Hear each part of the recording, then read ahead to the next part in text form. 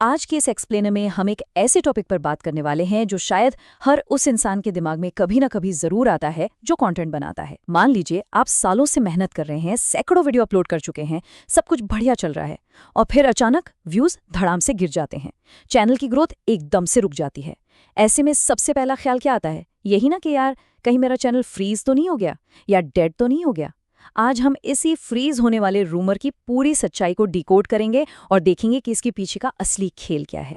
तो सवाल ये है कि क्या सच में YouTube चैनल फ्रीज होते हैं? ये एक ऐसा सवाल है जिसने न जाने कितने क्रिएटर्स की रातों की नींद उड़ा रखी है। जब व्यूज अचानक से गिरते हैं ना, तो बहुत से लोग इतने फ्रस्ट्रेट हो जाते हैं कि वो अपना सालों पुराना जमा जमाया चैनल छोड़कर एक बिल्कुल नया चैनल शुरू करने की सोचने लगते हैं। उन्हें लगता है कि सिस्टम ने उनके चैनल को किसी इनविजिबल पेनल्टी बॉक्स में डाल दिया है। लेकिन क्या वाकई पर्दे के पीछे ऐसा कोई फ्रीज बटन है? चलिए इसे कुछ असली और प्रैक्टिकल उदाहरणों से समझते हैं। देखिए, समय के साथ चीजें पूरी तरह से बदल चुकी हैं। अगर हम पुरानी मेंटालिटी की बात करें तो कुछ साल पहले क्रिएटर्स के दिमाग में बस एक ही जुनून सवार रहता था, एक फिक्स टाइमिंग, जैसे कि भाई शाम के 4 बज गए तो एनी हाउ वीडियो अपलोड करना ही है। इस चक्कर में लोग परिवार की शादियां मिस कर देते थे, छुट्टियां नहीं लेते थे। बस एक डर रहता था कि अगर एक भी दिन नागा हुआ तो चैनल फ्रीज हो जाएगा।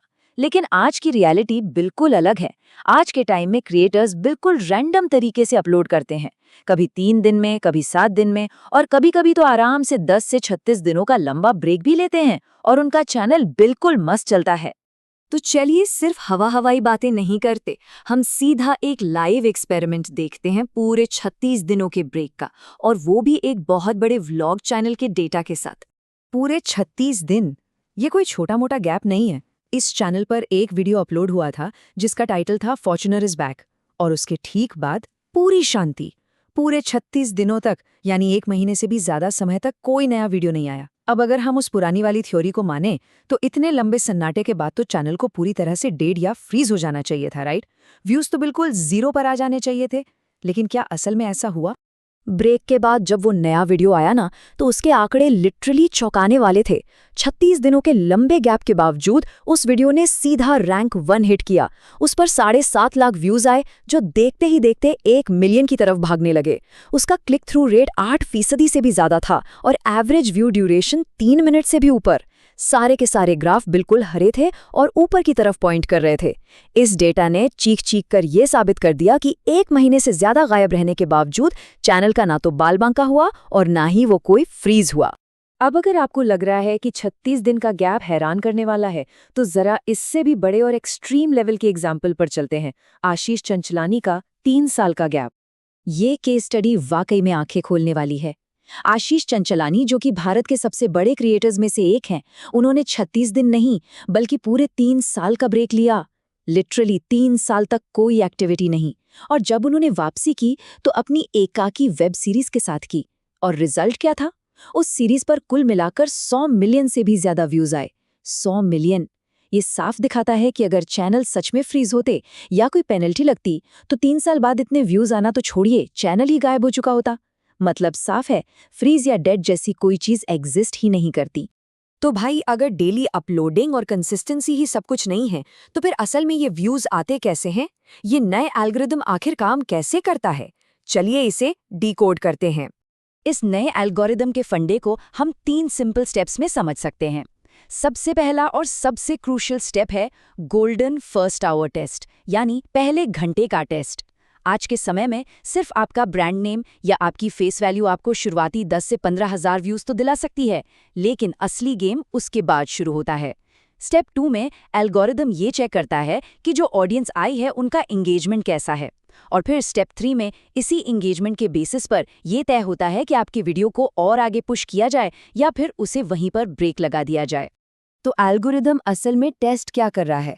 वो मेनली 2 चीज़ों को देखता है, क्लिक थ्रू रेट यानी CTR और एवरेज व्यू ड्यूरेशन। आप इन्हें एंगेजमेंट के 2 सबसे मजबूत पिलर्स मान सकते हैं। CTR का सिंपल सा मतलब है कि आपका थंबनेल देखकर कितने लोगों ने उस पर क्लिक किया, और एवरेज व्यू ड्यूरेशन मतलब क्लिक करने के बाद वो लोग वीडियो पर कितनी देर तक रुके। अगर ये दोनों पिलर स्ट्रांग हैं तो फिर आपके वीडियो को वायरल होने से लिटरली कोई नहीं रोक सकता। ये पहले घंटे का परफॉर्मेंस कितना बड़ा गेम चेंजर होता है, ये डेटा से बिल्कुल साफ हो जाता है। अगर वीडियो का CTR और वॉच टाइम शुरुआती दौर में अच्छा नहीं है, तो आपका चैनल चाहे कितना भी बड़ा क्यों ना हो, वीडियो 50 या 60 हजार व्यूज पर जाकर एकदम रुक जाएगा। सिस्टम उसे आगे रेकमेंड करना ही बंद कर देगा। लेकिन इसके बिल्कुल उलट, जिस वीडियो का CTR और एंगेजमेंट पहले घंटे में तगड़ा रहता है, उसे एल्गोरिदम का पूरा सपोर्ट मिलता है, अनलिमिटेड इंप्रेशंस मिलते हैं और वो रॉकेट की तरह आगे निकल जाता है। तो घुमा फिराकर बात वहीं आ जाती है जो इस पूरे एक्सप्लेनर का सबसे बड़ा टेक अवे है। सब कुछ कंटेंट का खेल है। अगर आपके कंटेंट में दम है, अगर वो लोगों को बांध कर रख सकता है, तो आप 1 साल बाद भी वीडियो अपलोड करेंगे ना, तो भी वो दौड़ेगा। अब वो जमाना चला गया जब आप कुछ भी रैंडम डालकर व्यूज बटोर लेते थे। आज ऑडियंस बहुत स्मार्ट है और सिस्टम सिर्फ और सिर्फ उसी कंटेंट को सपोर्ट करता है जो ऑडियंस को वैल्यू देता है। इसीलिए अब अपनी एनर्जी इस बात पर बर्बाद करना छोड़ दीजिए कि अरे आज वीडियो नहीं गया तो चैनल को कोई इनविजिबल पेनल्टी लग जाएगी। इसके बजाय अपना पूरा फोकस अपनी कंटेंट क्रिएशन स्किल्स को मास्टर करने में लगाइए। अपनी स्क्रिप्टिंग बेहतर कीजिए, एडिटिंग को नेक्स्ट लेवल पर ले जाइए और कहानी सुनाने के तरीके पर काम कीजिए। यकीन मानिए, जब आपका कंटेंट टॉप नॉच होगा तो ये एल्गोरिथम आपका सबसे अच्छा दोस्त बन जाएगा। तो इस पूरी चर्चा को हम एक बहुत ही ज़रूरी सवाल के साथ ख़त्म करेंगे।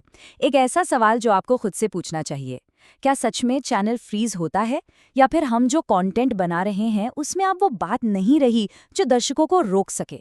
अगली बार जब व्यूज़ कम आए तो सिस्टम को दोष देने के बजाय अपने कंटेंट को एक बार फिर से इवैल्यूएट करके देखिएगा। असली जवाब आपको वहीं मिल जाएगा।